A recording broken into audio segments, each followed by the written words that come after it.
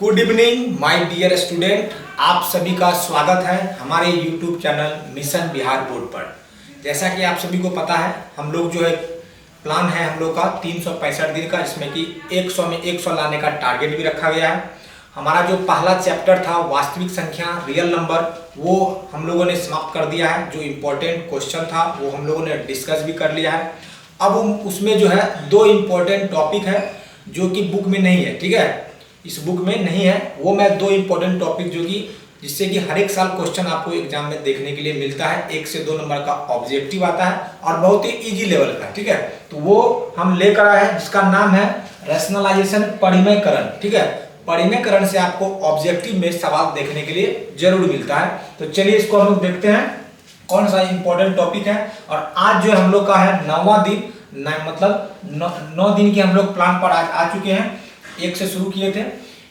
चलिए 2 motivational line है वो देख लेते हैं। सॉरी 4 लाइन है, 2 लाइन नहीं है, 4 लाइन है। परिंदों को मिलेगी मंजिल यकीनन, ये फैले हुए उनके पर बोलते हैं। जो लोग रहते हैं खामोश अक्सर जमाने में उनके हुनर बोलते हैं। मतलब जब भी कुछ बड़ा करने वाले हैं तो आपको उसमें कुछ हल्ला नहीं करना है, किसी को बताना नहीं है, बस चुपके से अपना तैयारी करना है। जब रिजल्ट आएगा तो सबको पता चल जाएगा, ठीक है। तो चलिए स्टार्ट करते हैं हम लोग का जो इम्पोर्टेंट में पहला सवाल देखें जी। पहला हम लोग का जो है इम्पोर्टेंट में कौन सा सवाल है, ठीक है। 1 मिनट, पहला सवाल इम्पोर्टेंट कौन सा है वो हम लोग देखने वाले हैं। इसमें परिमेयकरण में क्या होता है, आपको एक इम्पोर्टेंट फॉर्मूला मैं दूंगा, उसे आपको याद करना है। आप बहुत विद्यार्थी को याद भी होगा, ठीक है। a माइनस बी और a प्लस बी, ये फॉर्मूला बहुत सारे स्टूडेंट को याद होगा। और मैं बहुत बार आपको बोल चुका हूँ कि जब भी आप क्लास को देखने के लिए आते हैं तो आप कॉपी कलम लेके बैठेंगे, क्योंकि इंपॉर्टेंट जो पॉइंट मैं बताऊंगा उसे आप नोट कर लेंगे कॉपी में। क्योंकि आने वाला टाइम में जब एग्जाम आएगा आपका, तो उस टाइम में आपके पास कॉपी में लिखा रहेगा, तो आप बहुत जल्दी जो उसको रिवाइज कर पाइएगा, ठीक है। तो इसका होता है a plus b, a minus b, इसका फॉर्मूला होता है a square minus b square. ये बहुत इंपॉर्टेंट है परिमेयकरण की दृष्टि से। ये ही फॉर्मूला परिमेयकरण में लगता है और बहुत इंपॉर्टेंट फॉर्मूला है, इसे आप याद कर लेंगे, ठीक है। चलिए आते हैं हम लोग सवाल पर। 1 नंबर का सवाल हम लोग देखेंगे। 1 नंबर में बताया गया है 1/√2, इसका परिमेयकरण करना है। परिमेयकरण का जरूरत क्यों पड़ता है? जब भी किसी भी परिमेय संख्या का ये नीचे में हर में जो है रूट रह जाता है, उसका पूरा वर्गमूल नहीं निकलता है, तो हमें परिमेयकरण का जरूरत पड़ता है। यहाँ देख रहे हैं कि इसका 2 का जो है रूट नहीं निकलता है, इसलिए इसका परिमेयकरण करेंगे। तो जो इसके हर में है उसी से अंश में भी गुना करेंगे और हर में भी गुना करेंगे, ठीक है। मतलब उसी से क्या करना है, गुना करना। सॉरी यहाँ 2 होगा, यहाँ 2 से गुना करेंगे। 1 को गुना करेंगे √2 से, तो ये हो जाएगा √2। और √2 गुना √2, मैंने कई बार बताया है इस बात को कि जब भी कोई संख्या होता है वो 2 बार रूट में मल्टीप्लाई होता है, मतलब वो 2 बार रूट में गुना होके आता है, तब वो संख्या बनता है, ठीक है। मैंने बहुतों बार ये बात बताया है। अगर मान लीजिए कहीं पर लिखा हुआ 5, इसका मतलब है कि √5 गुना √5 मिलकर क्या बना है, 5 बनता है, ठीक है। ये बात आपको याद कर लेना है। इस बात को मैंने बहुत बार डिस्कस भी किया है और आने वाला टाइम में इस पर बहुत सारा सवाल ही बनेगा और इसको फिर से डिस्कस भी करेंगे। कभी कभी लिखा रहता है 3/√3, तो मैं डायरेक्ट काट देता हूं, तो बच्चों को कंफ्यूजन हो जाता है कि सर कैसे काट दिया, इसका आंसर √3 कैसे हो गया। तो मैं इसको एक्सप्लेन कर दूं कि जब भी 3 कहीं लिखा होता है, ठीक है, जब भी कहीं 3 लिखा होता है, इसका कहने का मतलब है कि 2 बार √3 आया है तब वो 3 बना, ठीक है। तो ये √3 से √3 कट जाता है, बचता है √3। इसीलिए मैंने यहाँ डायरेक्ट देखिए काट दिया √3 से, √3 बार में कटा तो आंसर आ गया √3। यहाँ क्लियर करके मैंने बता दिया। ये बात भी आपको इंपॉर्टेंट ये बात है, आपको भी इसको ध्यान में रखना, ठीक है। चलिए आते हैं हम लोग अपने क्वेश्चन पे आते हैं। हमारा सवाल क्या है?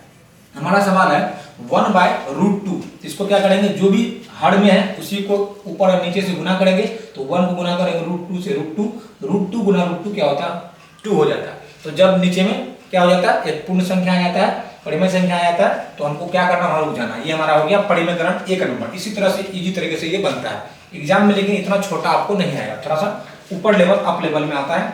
दूसरा सवाल हम लोग देखते हैं, क्वेश्चन नंबर 2। 3/15 मतलब 3/√15, इसका क्या करना है, परिमेयकरण। तो 3/√15, इसको क्या करेंगे, ऊपर में भी √15 से गुना करेंगे और नीचे में भी √15 से गुना करेंगे। इसको गुना करेंगे, ये हो जाएगा 3√15। क्या हो जाएगा, 3√15। और √15 गुना √15, अभी मैंने तुरंत बताया कोई भी संख्या जब होता है 2 बार रूट में गुना होता है, इसका मतलब यहाँ क्या आ जाएगा, 15 आएगा। ये 3 से कटेगा भी, कटता भी है, ये बात को अभी ध्यान रखना आपको, ठीक है। तो √15/3, अब ये यहाँ से 3 को 3 को यहाँ नहीं काट देंगे क्योंकि ये रूट में है, ये अलग एक संख्या। ये हमारा हो जाएगा आंसर √15/3 जो है हमारा राइट आंसर हो जाएगा। इस तरह से आपको बनाना है, बहुत इंपॉर्टेंट है। अब जो इसमें इंपॉर्टेंट से इंपॉर्टेंट जो आपके एग्जाम में आ सकता है वो यहाँ से क्वेश्चन नंबर 3, ये दोनों तो हम बताए थे आपको बेसिक समझने के लिए। अब आते हैं क्वेश्चन नंबर 3 जो एग्जाम में आपका पूछने का चांस रहता है, इस टाइप का आपका एग्जाम में आता है सवाल, ठीक है।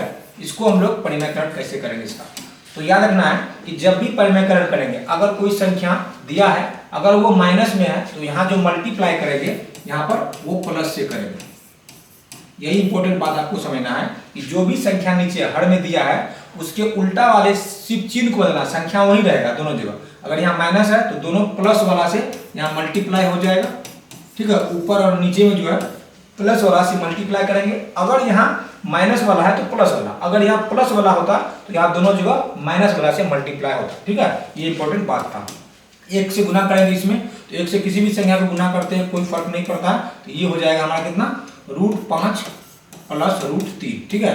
और नीचे में देखिए कि यहाँ देखिए मैंने क्यों कहा कि यहाँ पर माइनस है तो प्लस वाला से गुना करना है या प्लस है तो माइनस वाला से दोनों में गुना करना है, क्योंकि नीचे में हमेशा एक फॉर्मूला टाइप बनता है। देखिए a इसको मानेंगे, b इसको मानेंगे, यहाँ a यहाँ b, तो a - b और a + b, तो हमेशा हर में जो है आपका एक फॉर्मूला बनेगा। वो फॉर्मूला कौन सा है पूरा परिमेयकरण में, a + b और a - b। तो याद रखना आपको a - b और a + b क्या होता है a²। हमको √5 को हम लोगों ने क्या माना, a माना है तो a² माइनस √3 को क्या माना है हम लोगों ने b², तो b² हो गया, ठीक है। यहाँ हो जाएगा आपका √5 + √3 बट्टे में देखिए स्क्वायर से रूट कट जाता है, क्या बचेगा 5, फिर माइनस स्क्वायर से रूट कट जाता है, क्या बचेगा 3।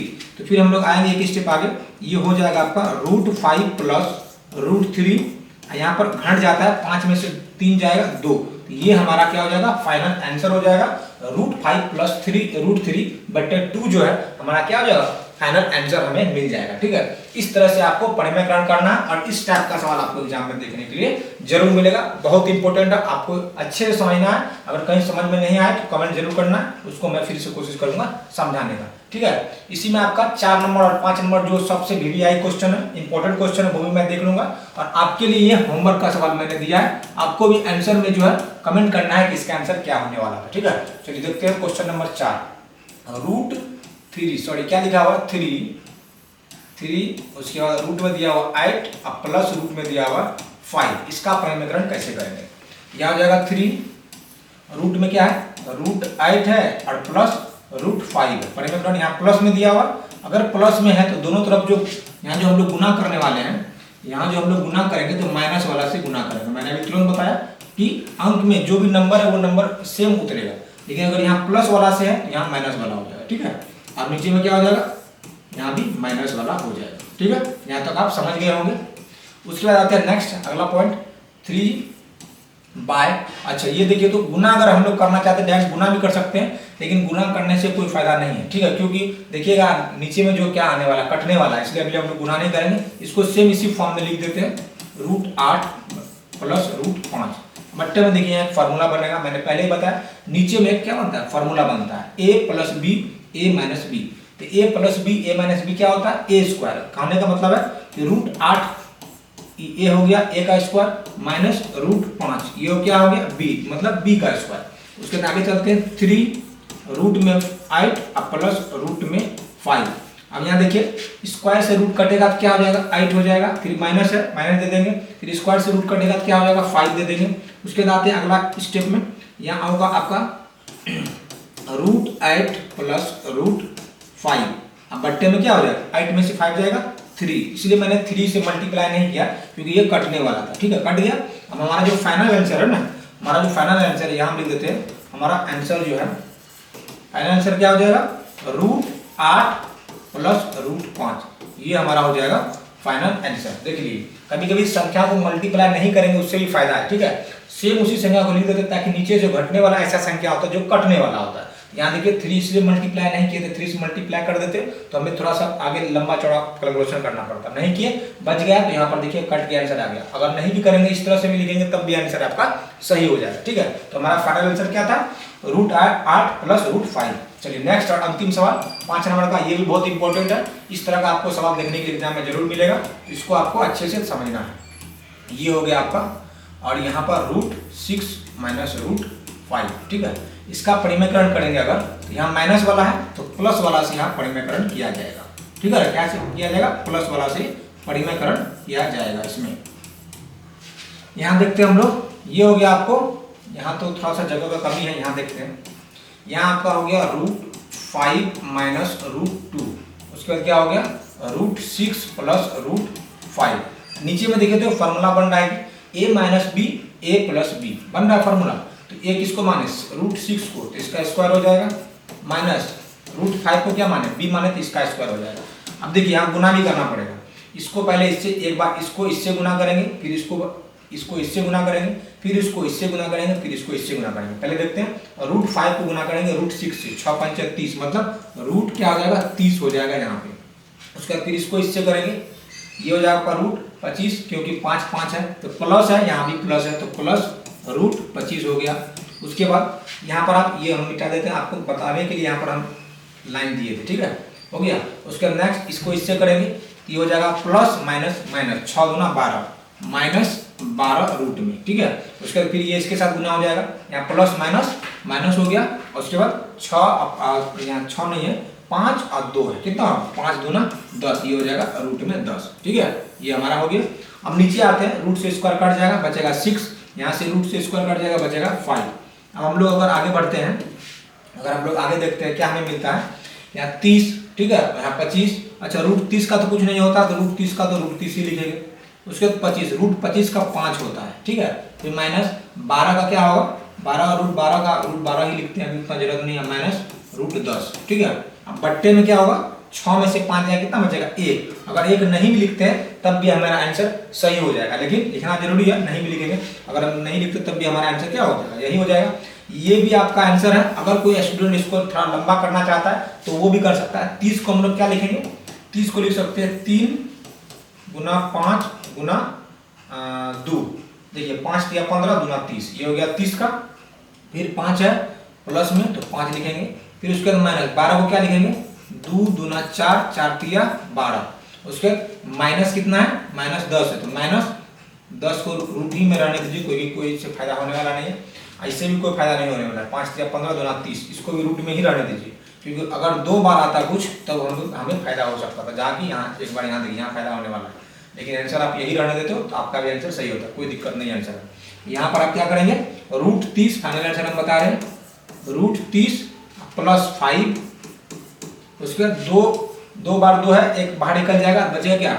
माइनस में बचेगा माइनस 2 √3, और उसके बाद माइनस √10, ये हो जाएगा हमारा फाइनल आंसर, ठीक है। क्या हो जाएगा? ये हमारा फाइनल आंसर हो जाएगा। इस टाइप का सवाल आपको एग्जाम में देखने के लिए जरूर मिलेगा। ये आपका है होमवर्क। देखते हैं कितना स्टूडेंट जो है मेरा वीडियो देखते हैं और अपना कमेंट करेंगे कि इसका राइट आंसर क्या होने वाला है, ठीक है।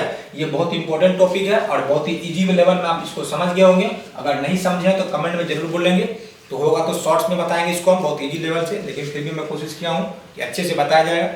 और इसके बाद एक लास्ट टॉपिक बचता है, कौन सा? रेकॉर्डिंग वाला सवाल, वो भी बहुत बड़ा है और आते ही रहता है। इतना ही कहकर मैं इस वीडियो को समाप्त करता हूँ। अगर आप अभी तक हमारे इस चैनल को सब्सक्राइब नहीं किए, आपसे रिक्वेस्ट है कि हमारे चैनल को सब्सक्राइब जरूर करेंगे, कमेंट करेंगे, लाइक करेंगे, ठीक है। इतना कहकर इस वीडियो को मैं समाप्त करता हूँ। जय हिंद, जय भारत।